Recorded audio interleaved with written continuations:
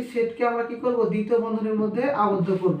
ওকে, তাহলে এটাকে বলা হয় সেটের নাম, সেই জন্য এটা কি ক্যাপিটাল এ, এবং সেটের উপাদানগুলোকে কি বললাম, উপাদানগুলো কি বলা হয় স্মল লেটার, সেজন্য স্মল লেটারে স্মল এ এবং স্মল হাতের বি। ওকে, ক্লিয়ার।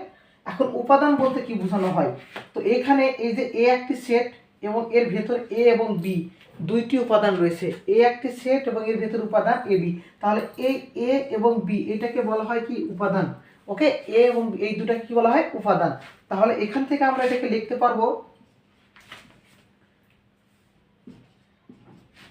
এখান থেকে ভালো করে দেখো যে আমি কি লিখলাম, A belongs to, B belongs two.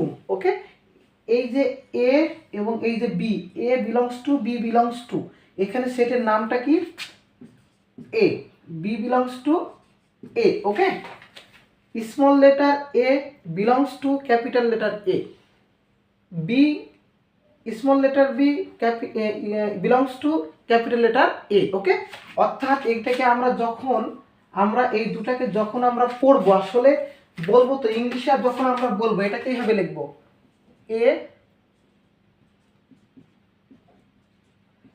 Belongs to A, okay, B belongs to A. Clear. এখন আমরা এটাকে বাংলাতে পড়বো কিভাবে, আমরা এখানে বাংলাতে বলবো যে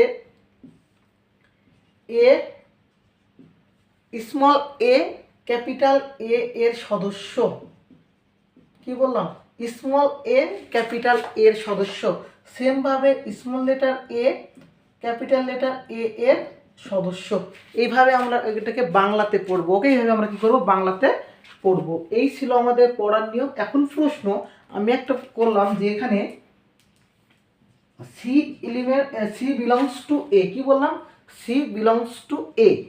এখানে দেখো তো ভালো করে, সি এটা একটা কি উপাদান, এ আর বি যেমন একটি উপাদান, এখানে সিটা একটা কি উপাদান, এখানে কি এ বি আর একটি উপাদান সি রয়েছে, সি উপাদানটি নেই, তাহলে আমরা কি লিখতে পারবো, C does not belongs to A. তাহলে এটাতে কি বলতে পারবো, C does not belongs to A, মানে সি এ এর সদস্য নয়। তাহলে আমরা লিখব কি, C does not belongs to A. কি বললাম, C does not belongs to A, অর্থাৎ আমরা লিখতে পারবো কি, সি এ এর সদস্য নয়, সি কার সদস্য নয়, এর সদস্য নয়। ওকে, তাহলে এখান থেকে আমরা কি কি শিখলাম, সেট তত্ত্বের জনক